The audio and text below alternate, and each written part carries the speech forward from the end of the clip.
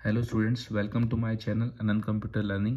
आज जो है एमएस वर्ड का एक टॉपिक मैं पढ़ाने वाला हूं आपको कि how to create table in MS Word. Last class में मैंने आपको बताया था हाइपरलिंक के बारे में।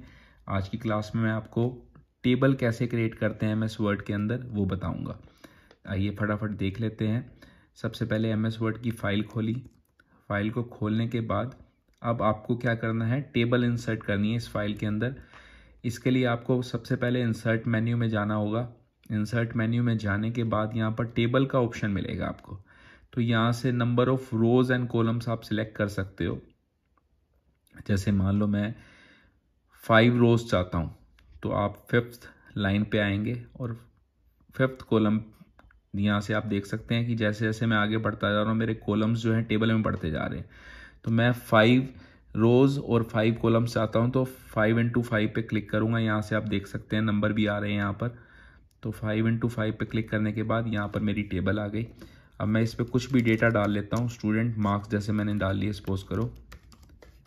यहाँ मैंने सीरियल नंबर, यहाँ रोल नंबर, यहाँ पर जो है इंग्लिश, हिंदी, मैथ्स। ये डमी डेटा है आपको समझाने के लिए कि किस तरीके से टेबल क्रिएट करते हैं, किस तरीके से टेबल के अंदर डेटा डाला जाता है। सीरियल नंबर, यहाँ रोल नंबर की जगह मैं नेम ले लेता हूँ क्योंकि सीरियल नंबर मैं ले चुका हूँ। यहाँ पे नेम मैंने डाल दिया ABC और यहाँ मैं मार्क्स डाल देता हूँ। कुछ भी मार्क्स डाल लेते हैं हम, यहाँ पे डमी डेटा है ये।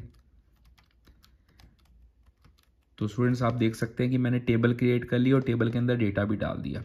अब नेक्स्ट चीज़ आती है कि टेबल की फॉर्मेटिंग कैसे करनी है। तो फॉर्मेटिंग के अंदर जैसे सबसे पहले मैं चाहता हूँ कि ये स्टूडेंट मार्क्स जो है मेरी हेडिंग बन जाए।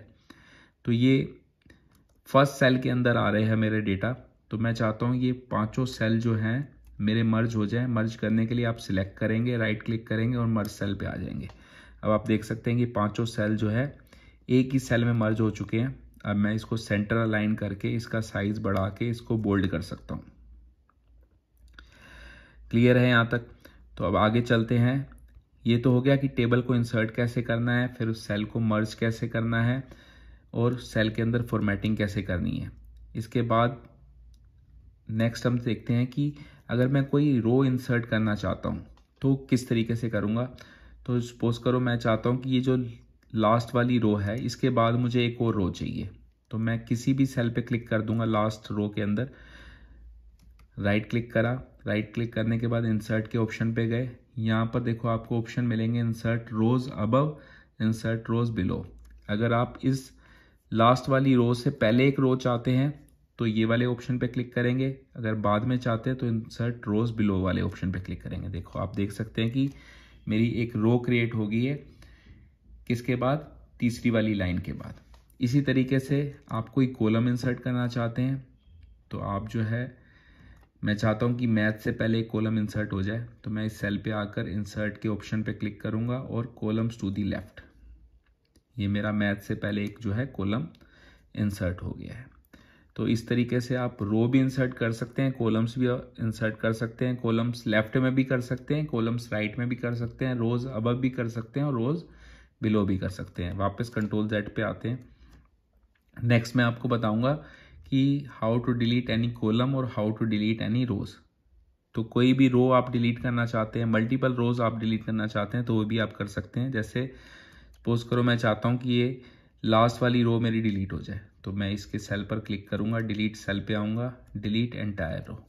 तो देखो आप देख सकते हैं कि आपकी पूरी की पूरी रो डिलीट हो चुकी है। अब मैं चाहता हूं कि मेरा मैथ्स वाला कॉलम डिलीट हो जाए, तो यहाँ पर सेल पे क्लिक करूंगा, डिलीट सेल पे आऊंगा और डिलीट एंटायर कॉलम। तो आपका जो है पूरा का पूरा कॉलम जो है डिलीट हो चुका है। साथ में मेरे स्टूडेंट मार्क्स वाला कॉलम भी डिलीट हो गया। क्यों? क्योंकि वो भी जो है एक ही सेल था। तो इस तरीके से जो है आप कॉलम और रोज को डिलीट कर सकते हैं। वापस मैं Ctrl+Z पे आ जाता हूँ और वापस वही की वही टेबल मेरी आ गई। तो स्टूडेंट्स मैंने आपको बता दिया कि टेबल क्रिएट कैसे करते हैं, टेबल के अंदर रो कैसे इंसर्ट करते हैं, टेबल के अंदर कॉलम्स कैसे इंसर्ट करते हैं, फिर मुझे किसी कॉलम को या रो को डिलीट करना है तो वो कैसे करते हैं। लास्ट एक चीज़ और बताऊंगा इसके अंदर, आप टेबल जो बना रहे हैं उसका डिज़ाइन जो है वो चेंज कर सकते हैं। ये डिज़ाइन का ऑप्शन आपके टेबल बनने के बाद अपने आप ही आ जाएगा। आपके सिस्टम पे, आपकी वर्ड फाइल के अंदर। तो यहाँ से देखो आप डिज़ाइन जो है सिलेक्ट कर सकते हैं। बहुत सारे डिज़ाइन हैं। ग्राफिकल रिप्रेजेंटेशन जिसे कहते हैं, आप टेबल को जो है ग्राफिकल रिप्रेजेंटेशन दे सकते हैं। अभी तक आपकी टेबल जो है सिंपल फॉर्मेट में आ रही थी, तो यहाँ से आप जो है ज़्यादा अट्रैक्टिव टेबल को बना सकते हैं। देखो मैंने इस टेबल को जो है सिंपल वे में